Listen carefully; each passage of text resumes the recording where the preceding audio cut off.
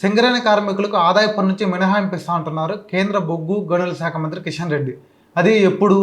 తెలంగాణలో బీజేపీ ప్రభుత్వం వచ్చిన తర్వాత. ఇక్కడ అసలు ప్రశ్న తలెత్తుతుంది.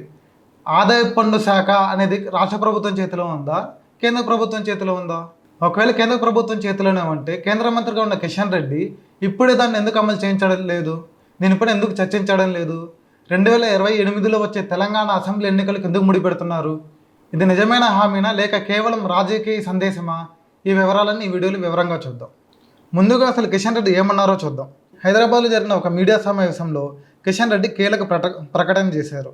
తెలంగాణలో బీజేపీ అధికారంలోకి వచ్చిన వెంటనే సింగరేణి కార్మికులకు ఆదాయ పన్ను నుంచి మినహాయింపు ఇస్తానని చెప్పారు. గతంలో కాంగ్రెస్, బీఆర్ఎస్ ప్రభుత్వాలను కోరినా ఎటువంటి స్పందన రాలేదని పేర్కొన్నారు. 2028లో జరిగే అసెంబ్లీ ఎన్నికల్లో బీజేపీ ప్రభుత్వం వస్తే ఈ హామీని పక్కాగా అమలు చేస్తామని స్పష్టం చేశారు. సింగరేణి కార్మికుల సంక్షేమానికి తాము కట్టుబడి ఉన్నామని చెప్పారు. అంతేకాదు ప్రమాద బీమాను 1.25 కోట్లకు పెంచిన విషయాన్ని కూడా ఆయన గుర్తు చేశారు. ఇప్పుడు అసలు విషయాన్ని చూద్దాం. ఆదాయ పన్ను అంటే ఇన్కమ్ ట్యాక్స్. ఇది పూర్తిగా కేంద్ర ప్రభుత్వం చేతిలో ఉంటుంది. దీనిపైన రాష్ట్ర ప్రభుత్వానికి ఎటువంటి హక్కులు కానీ రైట్స్ కానీ ఏమీ చేయలేదు. అలాంటిది భారత రాజ్యాంగం ప్రకారం కూడా ఆదాయ పన్ను విధించాలి అంటే అది కేంద్ర ప్రభుత్వం చేతిలోనే ఉంటుంది. ఆదాయ పన్ను మినహాయింపు ఇవ్వాలన్నా, రాయితీలు ఇవ్వాలన్నా, దానిలో సవరణలు చేయాలన్నా సరే కేంద్ర ప్రభుత్వమే చేయాలి. రాష్ట్ర ప్రభుత్వం ఏమీ చేయలేదు. తెలంగాణలో ఏ పార్టీ ప్రభుత్వం ఉన్నా సరే ఆదాయ పన్ను మినహాయింపు ఇవ్వడం అనేది రాష్ట్ర ప్రభుత్వం చేతిలో అయితే ఉండదు. అది బీజేపీ కావచ్చు, బీఆర్ఎస్ కావచ్చు, కాంగ్రెస్ కావచ్చు. ఇది పూర్తిగా కేంద్రం చేతిలో ఉన్న అంశమే అని మనం గుర్తించాలి.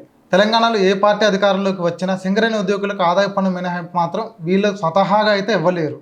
ఆ అధికారం పూర్తిగా కేంద్రానిది. అలాంటప్పుడు కిషన్ రెడ్డి ఈ విషయాన్ని రాష్ట్రంలో అధికారంలోకి వస్తే అన్న అంశంతో ఎందుకు ముడిపెడుతున్నారు? తమ చేతిలో ఉన్న విషయాన్ని కూడా రాష్ట్ర ఓటు బ్యాంకుగా మార్చుకోవాలనుకుంటున్నారా? లేదా అసెంబ్లీ ఎన్నికల్లో ఎలాగైనా దీన్ని ప్లస్ పాయింట్ చేసుకోవాలనుకుంటున్నారా? ఇందులో ఇప్పుడు మరో కోణం చూద్దాం.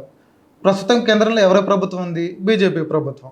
కేంద్ర మంత్రివర్గంలో ఎవరున్నారు? కిషన్ రెడ్డి ఉన్నారు. ఆయన కేవలం ఎంపీ మాత్రమే కాదు, కేంద్ర కేబినెట్ మంత్రి. బొగ్గు గనుల శాఖను ఆయనే చూస్తారు కూడా. అంటే కేంద్ర ప్రభుత్వంలో భాగం ఆయన. అలాంటి పరిస్థితిలో సింగరేణి కార్మికులకు నిజంగానే ఆదాయ పన్ను నుంచి మినహాయింపు అవసరమని ఆయన భావిస్తే ఇప్పుడే కేంద్ర ఆర్థిక శాఖతో ఎందుకు చర్చించకూడదు? ఇప్పుడే ప్రతిపాదన పంపవచ్చు కదా, ఇప్పుడే పార్లమెంట్లో విషయాలు లేవనెత్తచ్చు కదా. అవేమీ చేయకుండా తెలంగాణలో బీజేపీ ప్రభుత్వం వస్తే ఇలా చేస్తామని చెప్పడం ఎంతవరకు న్యాయం? సింగరేణి అనేది కేవలం ఒక సంస్థ కాదు, లక్షలాది కుటుంబాల జీవనాధారం. ప్రత్యక్షంగా పరోక్షంగా భారీ ఓటు బ్యాంకు కూడా. ప్రత్యేకంగా ఉమ్మడి ఖమ్మం, భద్రాద్రి కొత్తగూడెం, మంచిర్యాల, పెద్దపల్లి, జయశంకర్ భూపాలపల్లి జిల్లాల్లో సింగరేణి ప్రభావం చాలా ఎక్కువ. ఇలాంటి సమయంలో మేము అధికారంలోకి వస్తే ఐటీ మినహాయింపు అనే హామీ రాజకీయంగా ఆకర్షణీయంగా కనిపిస్తుంది. కేంద్రం చేతిలో ఉన్న అంశాన్ని రాష్ట్ర ఎన్నికల హామీగా చూపించడం సరైన పద్ధతి కాదు కదా. ఒకవేళ ఇది నిజంగా సాధ్యమైన అంశమే అయితే ఇప్పుడు ఎందుకు అమలు చేయకూడదు? నిజంగా సింగరేణికి మేలు చేయాలన్న ఆలోచన ఉంటే, కిషన్ రెడ్డికి చిత్తశుద్ధి ఉంటే కేంద్రంతో దీనిపై ఇప్పుడే మాట్లాడొచ్చు కదా. ఇక్కడ మరో ముఖ్యమైన విషయాన్ని మనం గమనించాలి. ఒక వర్గానికి పూర్తి స్థాయి ఆదాయ పన్ను మినహాయింపు ఇవ్వడం అంత సులభమైన విషయం కాదు. దాన్ని కేంద్ర ప్రభుత్వం విధానపరమైన నిర్ణయం తీసుకోవాలి, ఆర్థిక శాఖ ఒప్పుకోవాలి, చట్టపరమైన అంశాలు పరిశీలించాలి. అంటే ఇది కేవలం ఒక ప్రకటనతో జరిగిపోయే విషయం కాదు. కానీ అది కేంద్ర పరిధిలో అంశం అనేది మాత్రం వాస్తవం. ఈ విషయంలో ఏం చేయాలన్నా కేంద్రం చేతిలోనే ఉంటుంది.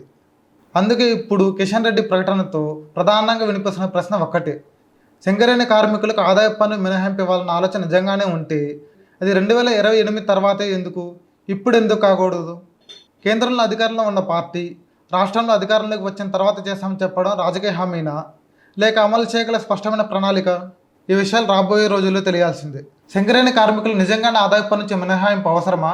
అవసరమే అయితే కేంద్ర ప్రభుత్వం దీన్ని ఇప్పుడు ఎందుకు అమలు చేయకూడదు?